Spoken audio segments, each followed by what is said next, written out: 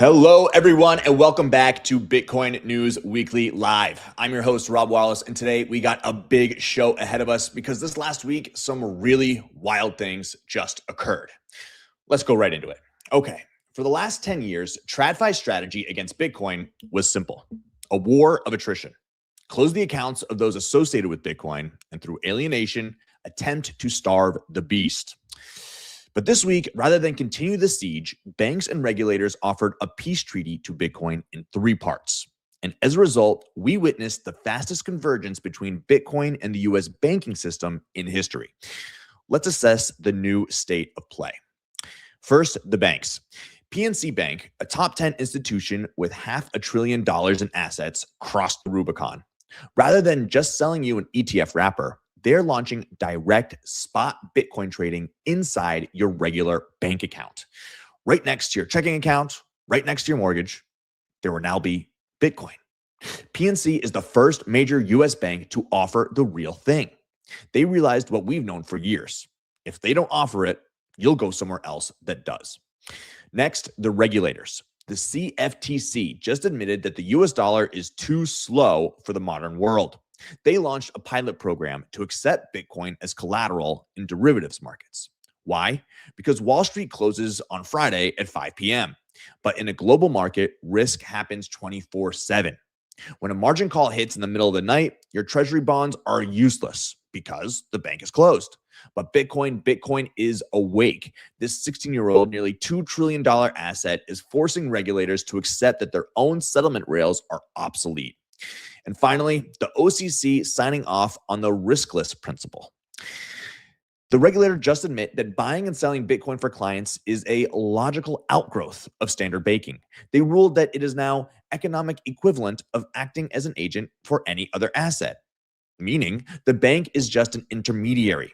They don't hold the coins in inventory, they execute the trade just as they would with any other financial asset. Banks can now officially act as brokers for your coins. And with this move, the government is paving the road over the grave of Joe Biden's Operation Choke Point 2.0. The passing of the Genius Act is forcing the incumbents to adopt it or die. So what are we really looking at? We're watching the 9-to-5 banking system try to plug itself into the 24/7 Bitcoin network.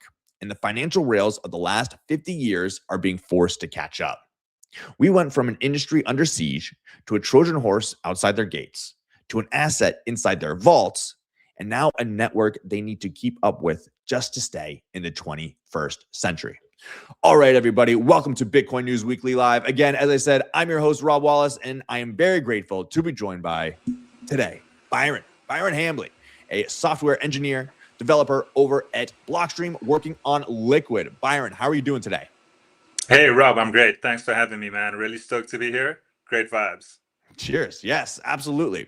So before we dive into today's headlines, let's give people a little bit background about you, what you've been working on, and let's start off with the big picture. What is Liquid?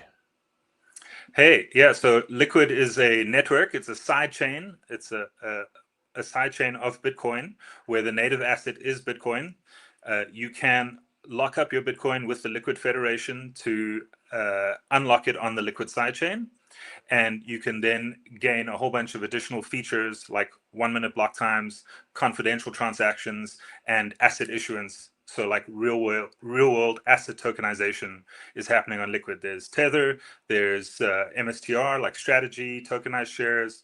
And so there are a whole lot of TradFi compatible assets being traded on Liquid. And it's been going since 2018. And I work on the software of Liquid, where we have a whole bunch of Rust code and a whole bunch of C++ code, which is a fork of Bitcoin Core, a software fork of Bitcoin Core that has all of these additional features added to it. And my work is largely maintaining elements, working on the Rust code for the functionaries, which are the server operators of the Liquid network that produce the blocks.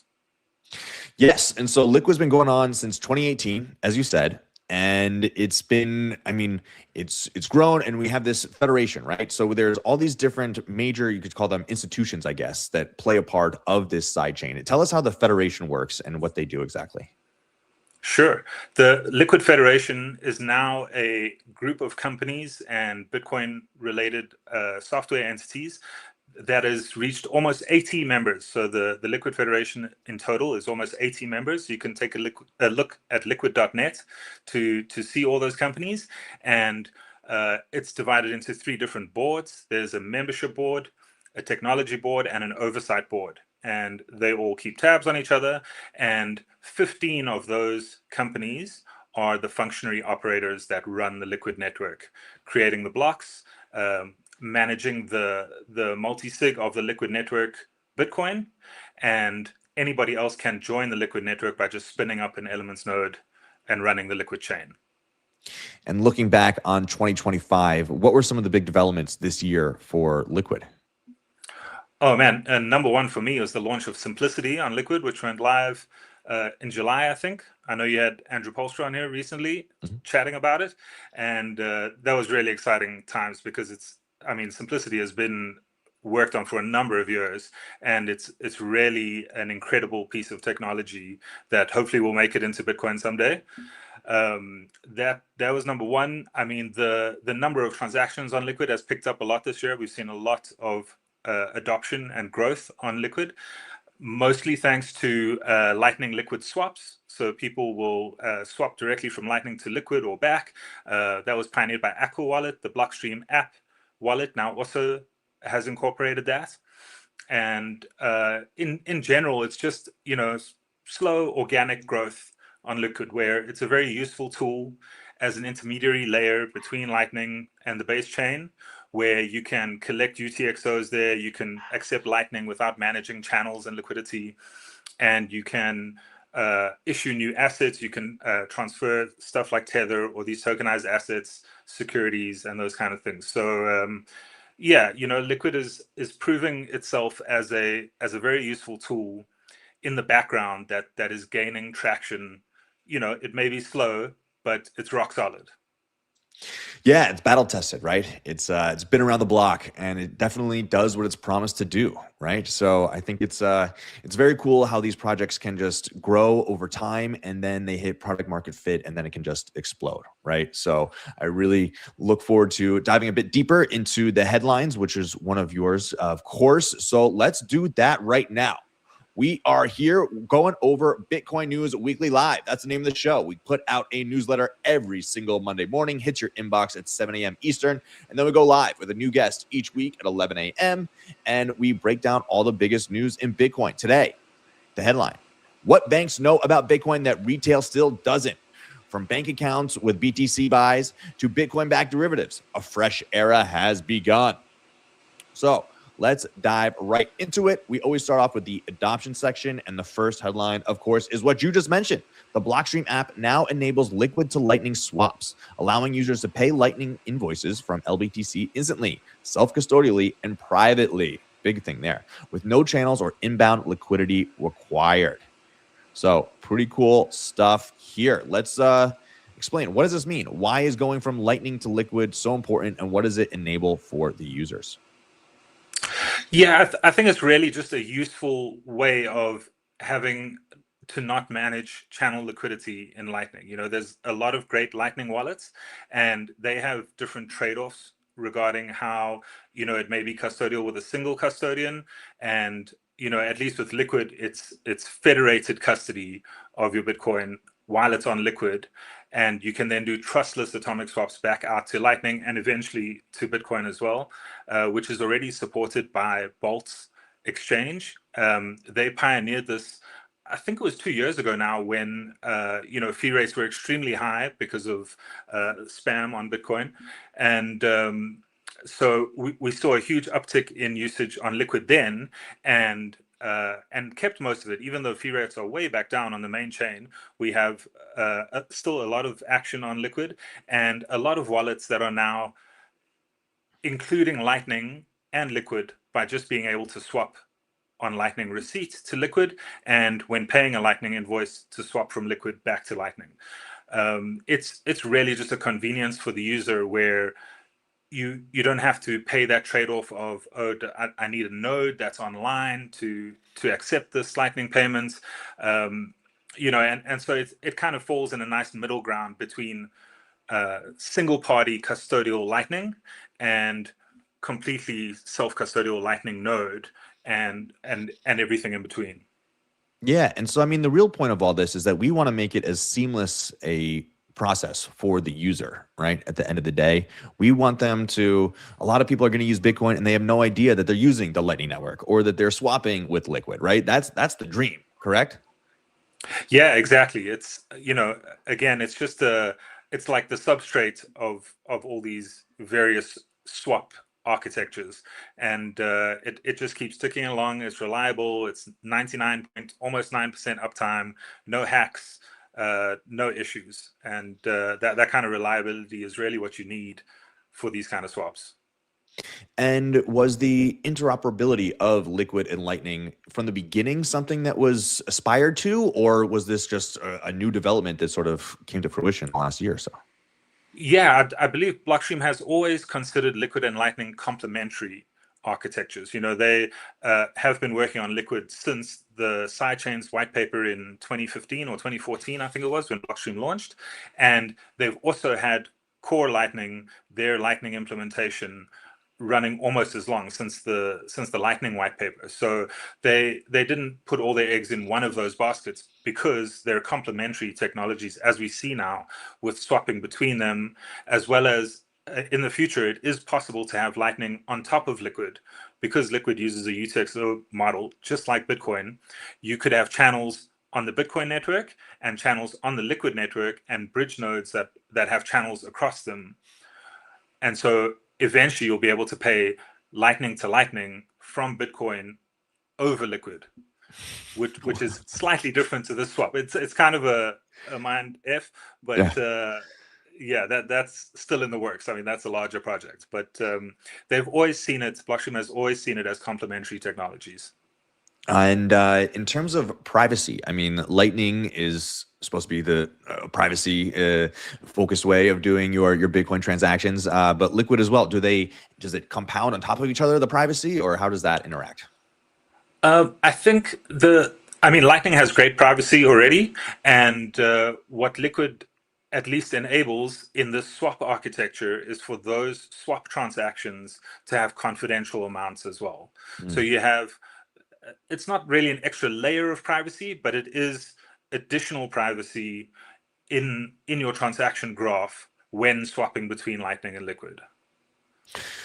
Cool. Yes. Extremely important. The privacy nature of it all, the ease of use, and the rapidity, right? The people being able to spend as quickly as they want to and have no difference between that and a card or any other payment method which they're used to. And once we can beat on all these efforts, there's no reason why Bitcoin should not be being used as everyday money, which I think we want to see. Are you a medium of exchange guy? Do you like to spend Bitcoin and use it in the real world? Yeah, look, when I get a chance, I will spend Bitcoin. I think if you're all in, then you got nothing else to spend. But I know a lot of people got to keep fiat on the side, and I know a lot of tax jurisdictions make it difficult. But we're quite lucky here in South Africa that there are a number of circular economies running Bitcoin and paying Bitcoin salaries. They're receiving Bitcoin. They're even onboarding the shops suppliers to Bitcoin as well. So there's a really great movement of circular economy here in South Africa. Shout out to Bitcoin Ekasi. They're down in Cape Town. Herman, the surfer kids, they pay all the surfer kids in Bitcoin. They pay their instructors in Bitcoin. They spend that Bitcoin at the shops. So yes, I'm a big fan of method of exchange. I think Bitcoin is money, and you should spend it as such. Tax issues aside, that you should handle carefully. And but yeah, being in South Africa, we also have a really great company, Money Badger, which is worth checking out. And they have enabled Lightning payments across, I believe it's 600,000 different stores. Wow. So a number of different merchants, but you can check out BTC Map. There are a lot of grocery stores and coffee shops and all kinds of places where they don't even know they're getting paid in Bitcoin. Money Badger is doing the Lightning to fiat rails for them there. But where they can, they will get those merchants on board to accept the Bitcoin directly. And you know how it is. Once someone gets it, they want to hold on to that Bitcoin. Yeah. And they'll only spend it when they don't have another option, really. And why do you think there is such a strong circular economy culture in South Africa? I think the guys in those towns have done a very good job of education, Mhm. where you have a lot of poorer communities who don't have identity documents. They can't get a bank account. And so for them, it's life changing to be able to receive a money on a cell phone, on a feature phone, and uh, instant payments, instant settlements.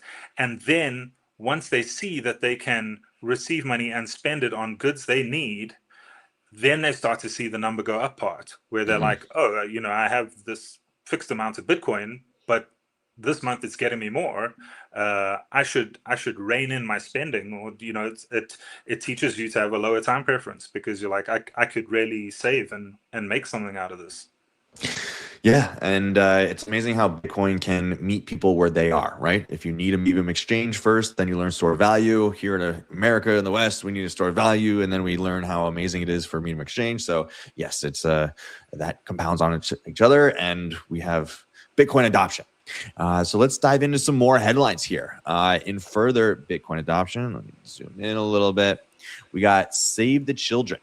They launched their first Bitcoin fund, allowing the charity to hold Bitcoin donations long term and use Bitcoin powered tools to deliver aid faster, more transparently, and at reduced expense.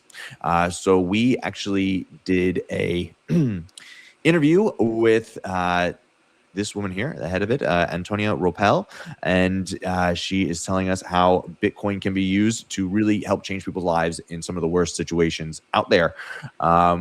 Looking into it. So, of course, Save the Children has been around for more than a century. They worked through wars, earthquakes, and everything in between. In 2013, they also did something no large charities would touch. They accepted a Bitcoin donation, becoming the first international NGO to do so. And now they've started a Bitcoin fund. Antonia tells us it was clear from Bitcoin donors that we needed to find a way to accept Bitcoin and hold Bitcoin donations. But to really unlock its potential, we are taking our Bitcoin fund a step further, operationalizing the Bitcoin. So yes, they will hold the Bitcoin for up to 4 years, and this will help supercharge their humanitarian aid. And why does that matter? It's because, as we said, Bitcoin moves faster than almost any other money on the planet. So if you're in a disaster situation and funds need to get there ASAP, it makes all the sense in the world to use Bitcoin, cross-border money, Bitcoin. Does this make sense to you, Byron? Yeah, I mean, this is just fantastic to see. This is exactly what Bitcoin is incredibly good for. The last thing you need if you're trying to save someone's life with some funds to a disaster area is being held up by wire transfers or some kind of bank BS, to be honest. And besides that, it's really cool to see that they have that 4-year number in mind, because we all know if you can hold on to it for 4 years, you're likely sitting in a better situation than you were. What was the price 5 years ago? We were down to $5,000 at the lows of COVID. Yeah, man, 3,000 when it crashed, right? Wow. Yeah, and now and yet people, Bitcoin crashed to $90,000. Oh my god, It's over. it's over. We're lucky, right? And we're lucky to have seen it, to have understood it, and to help other people do that too, right? And so spending money to a foundation like Save the Children is a great way, especially if you want to make sure that your money does something good, right? And can get there fast and when it's in need. I think it's very, very important. And to round out our adoption section, we have Bitwise. They launched a massive Bitcoin advertising campaign in Times Square featuring famous words from Satoshi Nakamoto, Saifedean Ammous, Lynn Alden, and Michael Saylor. So love to highlight some different just fun things here in this adoption section as well. And this was certainly one of them. I mean, Times Square, not too far from where I am. Of course, this is one of the most iconic sections of New York City, usually filled with ads of clothing and makeup and all that kind of stuff. But it got a Bitcoin makeover this week. Unbelievable. See lines like "Bitcoin is the hardest money ever invented" by Saifedean. I got a Pompiliano quote: "Bitcoin is the new hurdle rate." But just absolutely insane. Could you have imagine this 5 years ago when you were getting into Bitcoin? No way. It's so wild to see this. Given the change, as you say, from 5 years ago with the previous administration and their clampdown on crypto, choke point 2.0. This is putting such a huge smile on my face. It's super cool to see this. I know the haters will be out in force, but you can't not admit that this is a change of the times. I mean, to see this kind of thing in Times Square, Yeah. it's just absolutely huge. And yeah, shout out to Dr. Adam Back, because I believe he coined Bitcoin as the hurdle rate. Let's go. And yeah, let's go. Another thing I like about this campaign is that it's very Bitcoin centric, right? Of course, they have their logo Bitwise, and they sell a Bitcoin ETF, but this is the Bitcoin orange, it's the Bitcoin logo, and it's got quotes that people can read quickly and then have mull around in their mind, and they can think about it later and then come back and be like, oh, yeah, Bitcoin is their hurdle rate. There is no second best. There's no second best, in the words of Michael Saylor. So great work by the guys at Bitwise. I think they're having they're meeting together in New York this week. So a bunch of Bitwise guys will be walking around. I think that's part of the reason why they did this ad campaign. So cool stuff. Good team over there. If you haven't checked out the work of Andre Dragos, their head of research over in Europe, great guy, puts out a lot of amazing charts, and definitely somebody to keep an eye on. Cool. So now let's head over to the regulation section. Lots of big changes, as we heard today in the intro. First one kicking off here, the OCC confirms national institutions can engage in reckless principal crypto transactions, allowing them to serve as intermediaries by purchasing and instantly reselling crypto assets without holding inventory risk. So, I mean, this is pretty technical, right? But it's a big deal. It's just another sign that banks want to interact more with Bitcoin, and they need the approval, and they're now finally getting that approval, right? And so they are able to act as agents, the banks now, under the new OCC rules, saying that banks can instantly buy and sell for their clients, and so not hold on to the crypto necessarily for themselves, but to be able to move it around, just like they would any other financial asset. So this makes me think, how could Liquid be worked into this arrangement here? Could Liquid really be rails for financial institutions moving around Bitcoin on a regulated way like this? Absolutely. I mean, Liquid obviously enables asset issuance. So besides just being able to transfer liquid Bitcoin at a much faster rate and confidentially, you could also have whatever other crypto assets are tokenized on Liquid as well being transferred between the banks or between the clients and whatever it may be.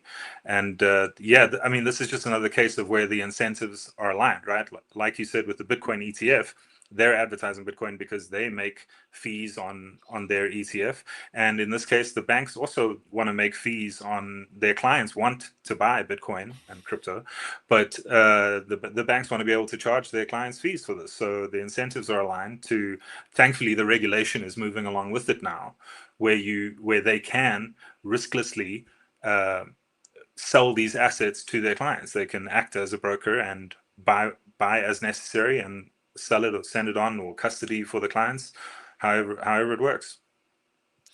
And tell us more about the assets that are on Liquid, right? So we've got Tether, and you said MSTR. You can trade MSTR on top of Liquid. How does that work?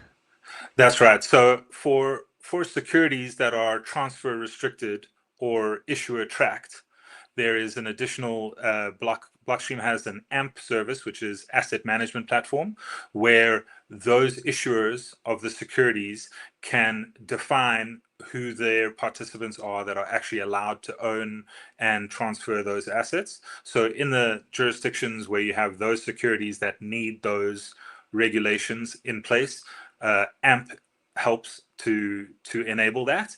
And then you also have assets that anybody can issue and are non-transfer restricted, and that works just like sending Bitcoin over on the main chain. So you have an asset in a UTXO of a certain amount, and you can define who the next recipient is, and you can send it permissionlessly on the Liquid network. And so if you were sending MSTR over Liquid on a weekend when the main markets aren't open, it's the AMP platform that keeps track of that, right? And then can settle it up on the main chain of the stock exchange when it opens. Yeah, that's how it works. Well, yeah, you will have the issuer who is assisting like strategy to back those tokens on the Liquid network. With the actual shares of the company, and they will net out at the end of the month or whatever it is, at the end of each day, or I'm not exactly sure. That depends on the issuer themselves. But yes, as you say, those can still be transferred 24/7 around the clock, as long as for those types of securities, that there's registered participants that can engage in that. Cool, man. Yeah, I mean, the speed of finance, right? They're catching up to us, and I think they're going to get addicted to it. They want that 24/7. They want that 24/7. And speaking of regulation and catching up to us, the SEC is here. And I mean, as you said, under the prior administration, Biden, Gary Gensler, there was a witch hunt. They were going against us, trying to cut us down at the knees whenever they could. But now, over the weekend, the SEC issued a investor bulletin outlining crypto custody basics, explaining hot versus cold wallets, self-custody versus third-party custody, and warning investors to protect their private keys. So pretty wild to be seeing this come out on the SEC website, right? I mean, they're defining crypto assets, they're defining private key, public key, hot versus cold wallets. A hot wallet is a crypto wallet connected to the internet. Cold wallet is simply a physical device that is not connected to the internet. So, I mean, this is pretty mind blowing to see, right?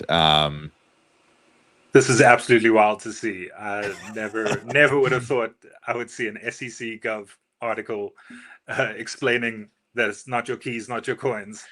Dude, yes, exactly. I mean, that's and the general tips: carefully research and select any third-party custodians. Never share your private keys or your seed phrases, right? Like that's it. Right. Not your keys, not your coins. Keep your crypto assets private. Do not share the amount or types of crypto assets you have with anyone. I mean, you got to admit they know what they're talking about here. That's it's advice that we would give to anybody here watching this show.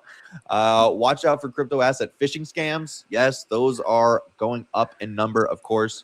And use strong passwords and multi-factor authentication for access to all of your online crypto asset accounts. Wild stuff. And they just casually dropped this on a weekend in December, right before Christmas. And they're imparting some real knowledge. And everything that I've read here is I would nod along to and say, all right, SEC, you know what you're doing here. I mean, Gary Gensler, the former head of the SEC, he taught about Bitcoin at MIT, right? Bitcoin and blockchain. Right.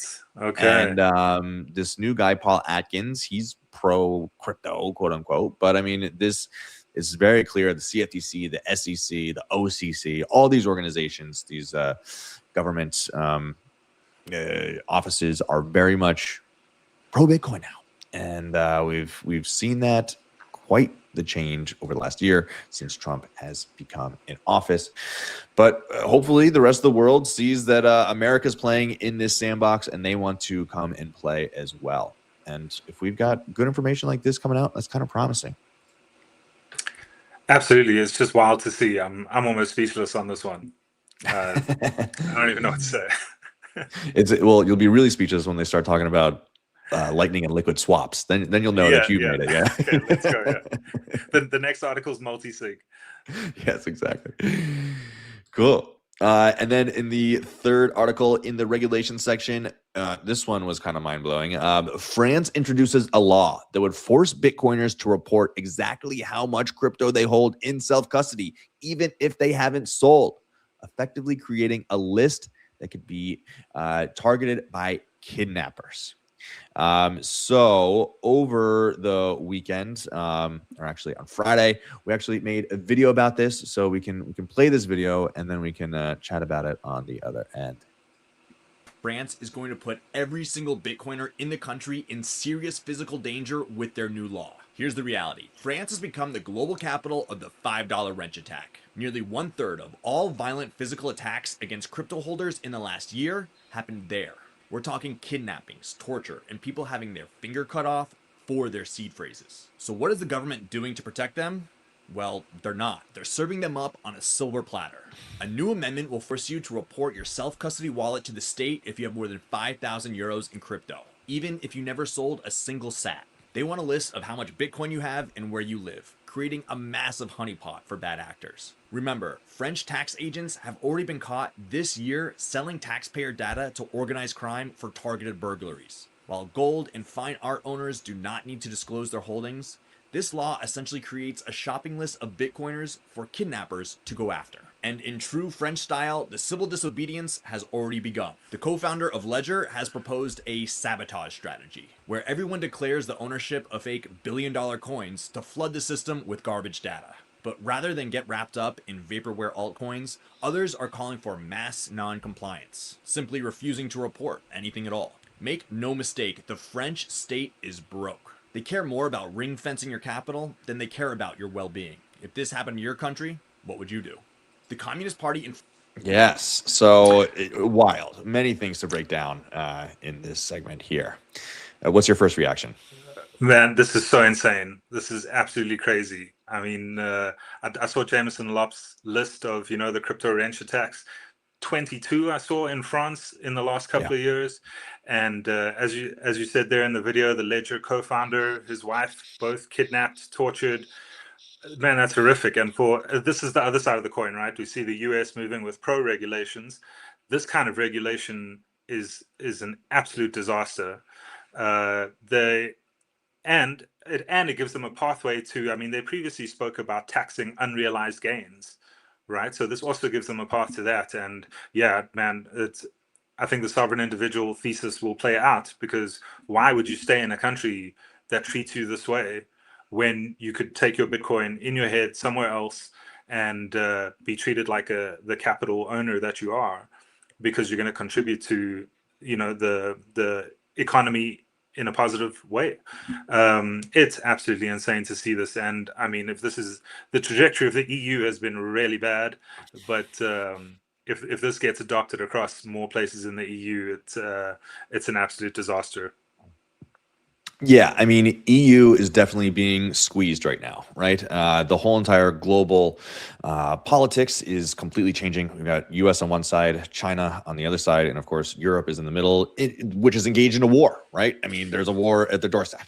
So they are also in dire fiscal straits. The debt is exploding. They can barely agree on budgets. The UK budget was just released. They're taxing the middle class more than ever. Of course, the millionaires are fleeing to Dubai. They're just leaving, as you said. And now France wants to see how much Bitcoin you have every single year. You need to update them, even if you haven't sold. And as I said in the piece, if you own gold, if you own fine art, of course, there's a lot of old money over in France. They don't need to report the yearly value of those assets. But if you own Bitcoin, you do. Why is that? And as you said, they want to do this unproductive wealth tax, aka unrealized gains tax, where if you own a thing such as a real estate or a yacht or Bitcoin, they want to be able to siphon some money off of that just for you having the luxury of holding it within their jurisdiction. Absolutely insane. Also, add on to the fact that just this year, tax agents were caught selling taxpayer data to organized crime so that they could be burglared. And the amounts of the attacks in France are so brazen now. As we said, you said 22 in the last couple of years. I think it's 18 in the last year alone, and that's nearly a third of all the attacks on crypto holders in the world happen in France. So if you create this list, and it's already been shown to have been sold and stolen before, you're asking for a world of hurt, and I don't understand why anybody who has Bitcoin or just over 5,000 euros worth of Bitcoin, you got to report it. So it's a wild story over there. Especially also this the Ledger guy, one of the co-founders, he said everybody should report holding this altcoin named after the proposed law that somehow on a smart contract balloons up to $1 billion worth of value on December 31st, so everybody can report that they own $1 billion worth of crypto that day. So that's it's an altcoiner thing to think. I think the Bitcoiner way is maybe mass non-compliance and not reporting or leaving, which would be the quote unquote legal way. But so many layers to the story. Flooding them with data is a good idea too. Yeah, I guess the real point here is hopefully you're not buying on a KYC centralized exchange that also has to report to the government. Yeah. Because then you can't really lie and say you don't have it, or now you've got to try to prove that you sent it somewhere, or Mm-hmm. and the U.S. isn't clear in this either because of the prosecution of the samurai guys, Yep. Kieran and William. Is it William? Bill, yeah. Yeah, man, it's yeah, that's a scary thought, and so hopefully, yeah, I don't know what the Bitcoiners can do. I guess you got to leave the country, man. Yeah, vote with your feet. There are, of course, second passport options out there. Our friend Katie the Russian offers this service through Citizen X. So go chat with her if you're interested in leaving and getting residency at a new place. But yeah, you got to think about it. You got to make a plan, contingency plan, and have it laid out, because then when push comes to shove, if things get more drastic, because they're coming for your money, right? I mean, these countries are broke.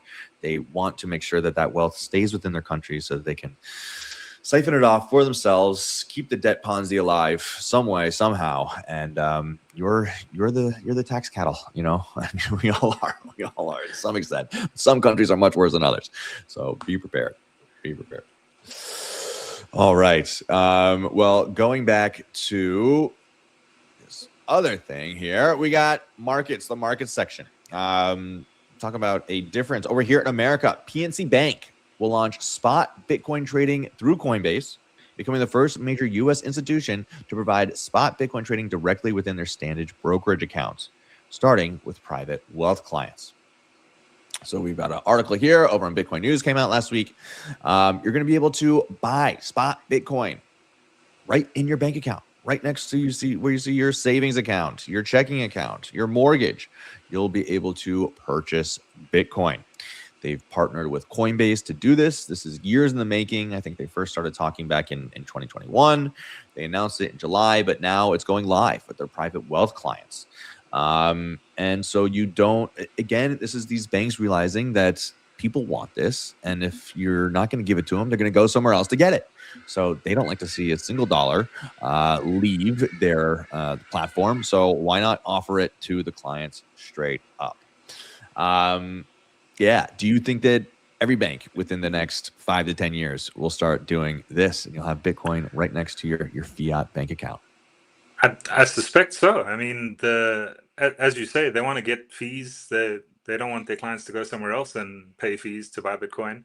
And now that the regulations are leaning their way, the incentives are aligned for them to sell Bitcoin to their clients on their platform. Exactly as you say, they want to keep them on the platform, keep all their money with the bank, and I guess the TradFi institutional adoption of Bitcoin is all here now. This is it's a crazy time. And so with the TradFi adoption of Bitcoin, you also see Bitcoin going over to TradFi. And this week we had Jack Mallers ringing the opening bell and donating a Satoshi statue to the New York Stock Exchange to mark the listing of his Bitcoin treasury company, XXI 21 Capital. So, I mean, it's pretty wild. I mean, Jack, of course, has been a stalwart within the Bitcoin scene for years. Of course, very well known for owning and running the exchange Strike, which is a great platform to buy Bitcoin on. But now he's teamed up with Tether, SoftBank, and they're launching this XXI, which is now a publicly traded company on the New York Stock Exchange, ringing the opening bell. Pretty amazing stuff in terms of how they're going to make money and be different. Jack is very clear in saying that they are not your average Bitcoin treasury company. They're not just going to acquire Bitcoin and sit on it. They want to offer financial products and be different. But I think we're still a little bit lacking details there as to how exactly they're going to do that. But they've got the firepower behind them, right?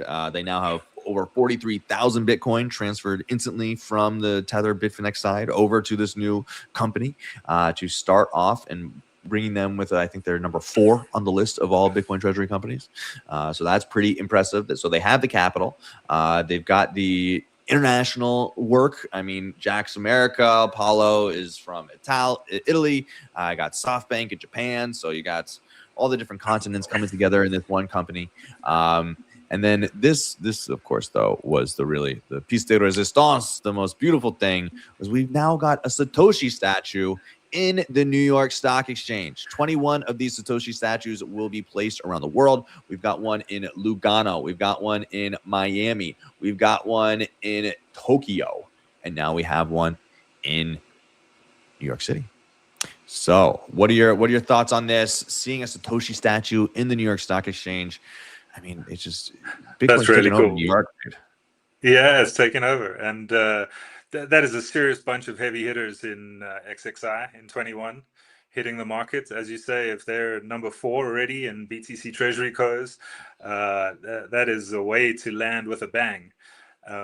As you say, like, let's see, I want to see how they differentiate from the strategies and from the other Bitcoin treasury companies. Because I mean, a lot of those companies have taken a major hit this year. I don't know if the market is seeing a value in you buying Bitcoin for me and holding it and maybe diluting the shares. Strategy has a lot of interesting products, but I think there does have to be some differentiation, because all the MNAV of those assets seems to have a gravity to go back to 1, right? And if you don't, what is going to make them different? What are they going to do? I'm a huge fan of Jack and Strike. I think they're amazing and very excited to see what they do. But yeah, it remains to be seen. Yeah, when they put out their first investor letter, when they went on the roadshow back last spring, they made it very clear that they were aiming for the king, that they were going to be a strategy competitor, and that they were going to have no fear in going up against Michael Saylor and his 671,000 Bitcoin. Just bought another $1 billion over the last week, adding another roughly 10,000 Bitcoin to that stack. As you can see here on the great website, bitcoinquant.co. Good dudes over there running this site. But yeah, I mean, it's strategy 671,000. And then there's everybody else, right? But Mara, the Bitcoin miner, is number 2, 53, and then 21. I'm sorry, they're not 4th; they are 3rd. Jack Mallers 21, coming in at 3rd with 43,000 Bitcoin. So they've got the goods to back it up. Let's see what they do with it. And then, of course, rounding out the top 4 is Metaplanet. I mean, a very impressive story of a budget hotel in Japan becoming the 4th largest corporate Bitcoin holder in the world with 30,000 Bitcoin. And then you've got your guy over here, Adam Back, Bitcoin Standard Treasury Company. Let's go. Yes, so he is definitely in this game. He's been a part of a lot of these treasury companies. So he believes in the thesis, and let's see how it all plays out. The question is, what is it's an MNAV game, right? For a lot of these companies, because a lot of these companies don't offer preferred shares like Strategy does, trying to enter into the debt markets and take a stab of that. So what will start that flywheel again? What will get that going? But I mean, I'll bring up the next chart from our next section here. Corporate Bitcoin holdings have risen from roughly 197,000 Bitcoin to 1.08 million Bitcoin since January 2023, a 5.5x increase as balance sheet adoption accelerates. So, I mean, this is really, been the story of the last 2 years. I mean, strategy started 5 years ago, but of course, it's rapidly accelerated. Since when? Since Trump was elected. When was Trump elected? Right here, right? And since then, it's just gone pretty vertical. And I mean, strategy has gone absolutely insane in the amount of Bitcoin that they've purchased since then, going from roughly, I believe, 250,000 Bitcoin before the election to now over 670,000. So, that is a crazy figure to see strategy more than 10x on the next on top of Mara Holdings. 50,000 versus 600, almost 650,000 coins is absolutely wild. And I mean, for the freedom maxis, it kind of sucks to see all this corporate hoarding of the coins, but at the same time, it's permissionless freedom money. Like, anyone can buy it, anyone can use it as they see fit. So you can't stop them. You can't buy more coins than them. Eventually, they won't have sellers at these prices. I think that's fair to say. 100%. I mean, a lot of people lament all these Bitcoin going into these corporate coffers, but again, Bitcoin would not be at $90,000 a day if they weren't here, right? And so, if you like number go up, this is going to be a part of it. And TradFi's here. I mean, this is for Bitcoin to become the neutral world reserve asset. You're going to need different players, big players, to take part in this game that we've been playing for the last 15, 16 years now. And now they are realizing that it helps them. People want it, and you might as well jump on the fastest horse if you're going to do it. And so, what I would like to say to right now is, people, if you do not have Bitcoin yourself, or you are still accumulating Bitcoin, as every single person here watching should be, then you should be doing it through Rhino, our good friends, Rhino Bitcoin. They are the sponsor of the show, and we highly recommend you go and check out their services. What is Rhino? Well, Rhino is a Bitcoin app, because before, getting access to Bitcoin financial services has been slow, clunky, and disjointed, right? With many limitations. But Rhino is changing that. Rhino is a next generation Bitcoin banking app designed to handle all of your Bitcoin needs in one place. What can you do with Bitcoin? Well, of course, with Rhino, you can buy Bitcoin with the lowest fees pretty much anywhere. That means more sats for your dollar to spend. You can make Lightning payments on the Lightning Network. Of course, instantly send your Bitcoin anywhere in the world for near zero fees. You can also send cash. You got friends or family around the world who need money. They don't understand Bitcoin just yet. They want cash. You can send cash over the Bitcoin Lightning Network. It means extremely low fees and gets them very quickly and very cheaply. And you can even set up automatic savings. Of course, DCA at your liking. You can set how much, how often, of course, set limit orders, and buy Bitcoin when you want to build your wealth over time.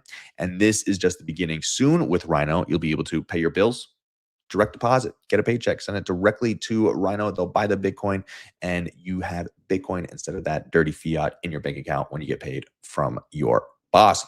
And then you can borrow against Bitcoin. That is coming. And you will also be able to save for retirement. All this in one seamless app. And of course, security is a big priority. Biometric verification, 24/7 fraud protection, and the knowing that your Bitcoin will never, ever be rehypothecated. If you've got a multi-sig, go over to Rhino, because you can plug it in to Casa, and Rhino can be one of your keys for your multi-sig wallet. So go to rhinobitcoin.com today. Sign up, download it for Apple or your Android. Use code Bitcoin News. Get $10 in free Bitcoin when you sign up. That easy. Rhino is built to help you keep control of your Bitcoin every minute of every day.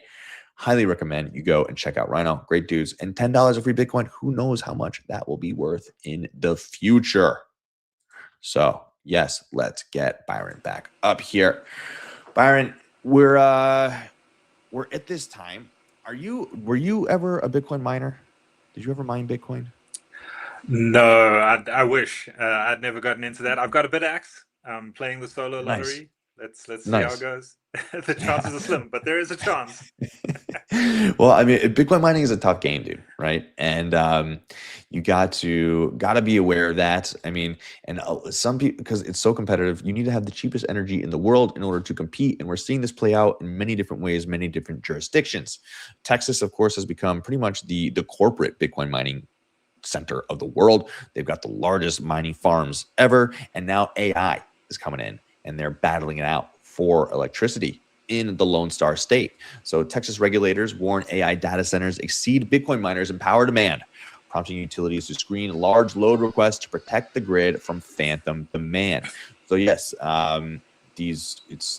that's the battle we're going to see, or it's going to turn into a synergy, right? Where Bitcoin miners can go out to where the stranded energy is, set up shop, build the generators, start producing electricity, because Bitcoin mining is a very rugged, rough and tumble business, but that makes it beautiful because you can go out in these hard locations, build the data centers, start up the electricity, and then these more delicate operations, such as the high performance compute of AI, can come in.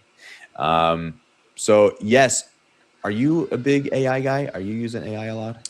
I mean, I use it for my work somewhat, but I'm not quite as far on the hype train as a lot of the AGI in a few years, and all the doomers. But this is a very interesting point in that, as you say, Bitcoin mining is cutthroat, and they want to pay rock bottom prices for electricity. So really, as soon as there's any other user of the electricity that will pay more than the economical rate for a Bitcoin miner, those miners are going to shut off. So they're a base load for absorbing extra energy and stranded energy, as you say. Whereas these AI, HPC, compute clusters, they demand all that electricity 24/7, and they can't shut down as fast as Bitcoin miners, and they will pay higher rates than Bitcoin miners. So I think there may actually be a synergy there. I think the regulators' point there may be more about the consumer, because these AI companies need massive electricity and will outpay the consumer, and then the consumer is going to face higher prices for their energy. Whereas Bitcoin actually makes it feasible to roll out more energy generation in excess of what you need, because there's a willing buyer when the rates are lower. And so, yeah, there's an interesting dynamic at play here.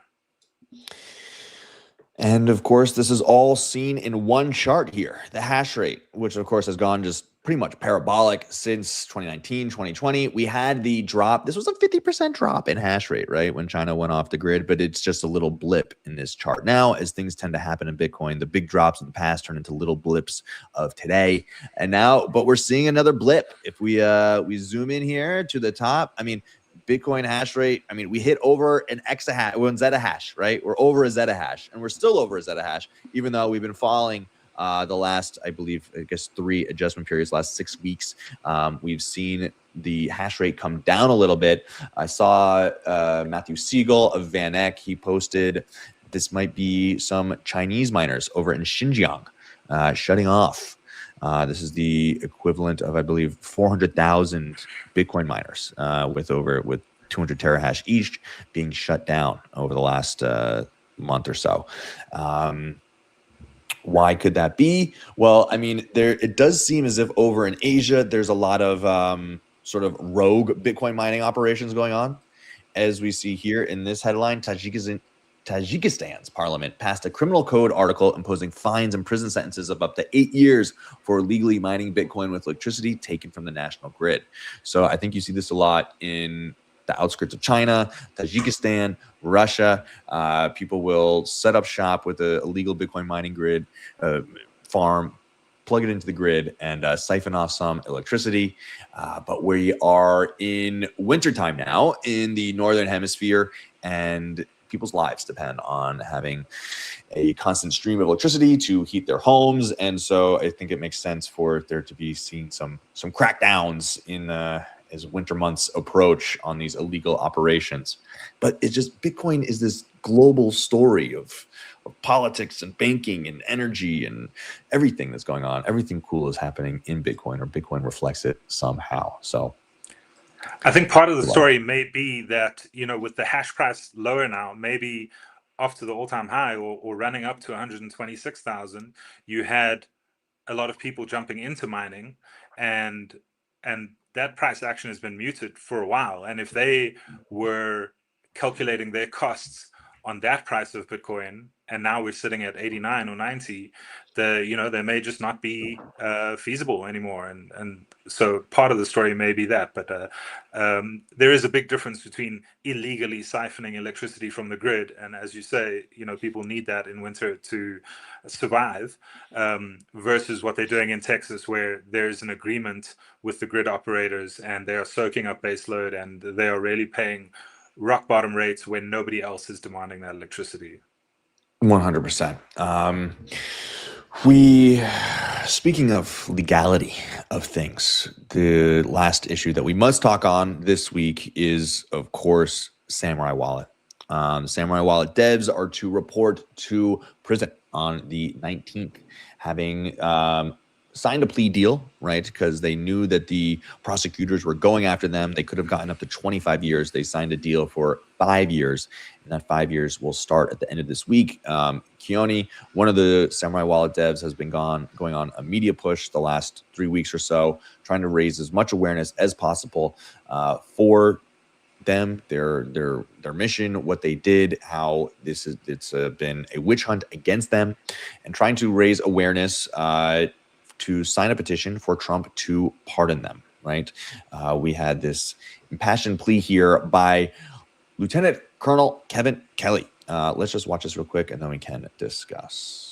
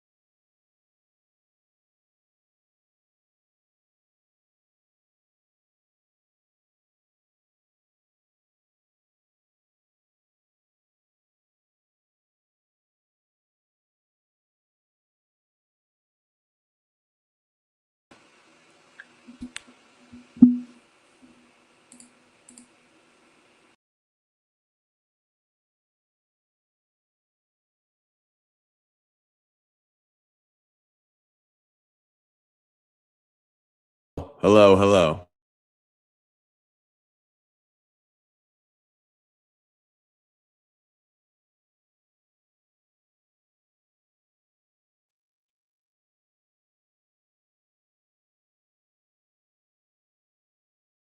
Byron back on the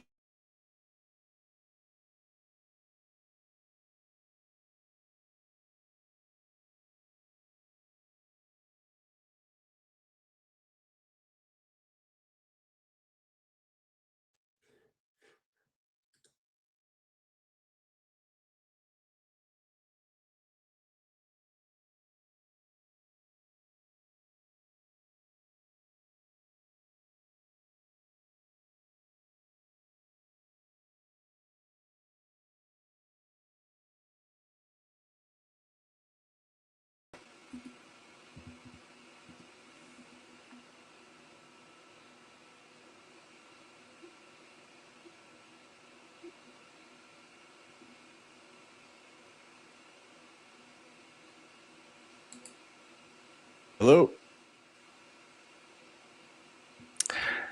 Hey, Rob. Sorry, is my signal breaking up, or I'm struggling to see your video here? Are you there?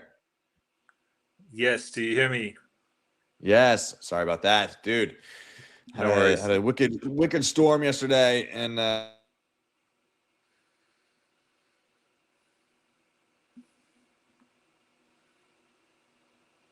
Oh, you've frozen again.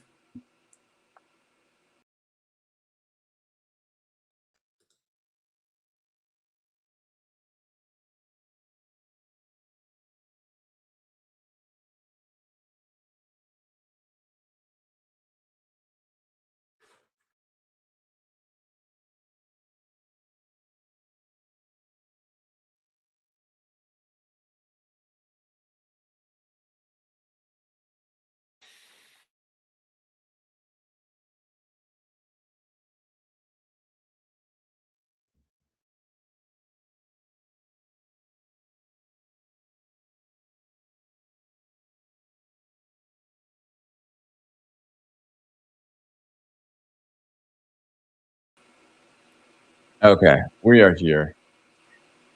Oh, my bad, man. So No what worries. you definitely want to get your thoughts on Samurai before we head out here. Tell us, have you followed the case? What do you think about what's going on with Tony and Bill?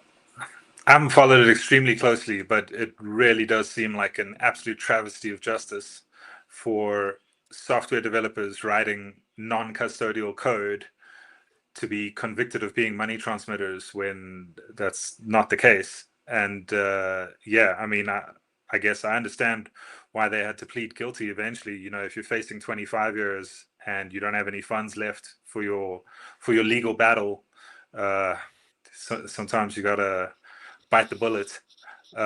It's an absolute travesty of justice. Please sign the petition.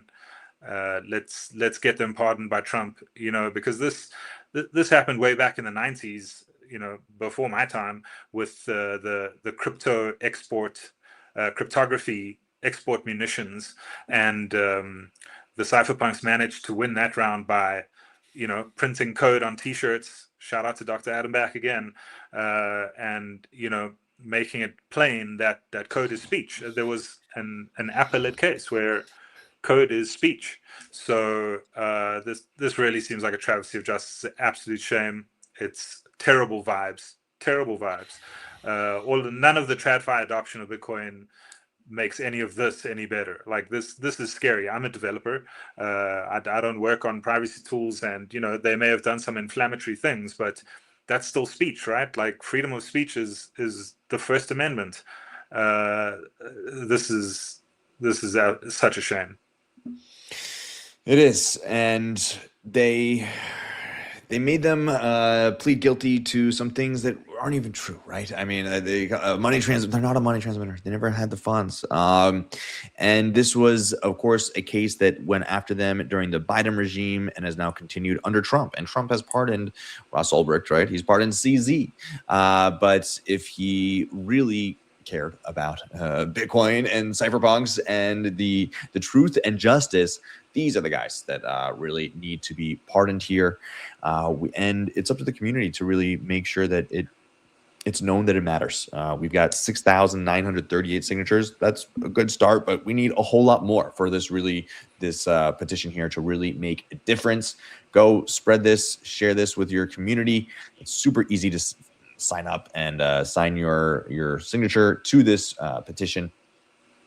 And I mean, the thing about Bitcoin now is that we do have some connections to people in high places, especially with this administration.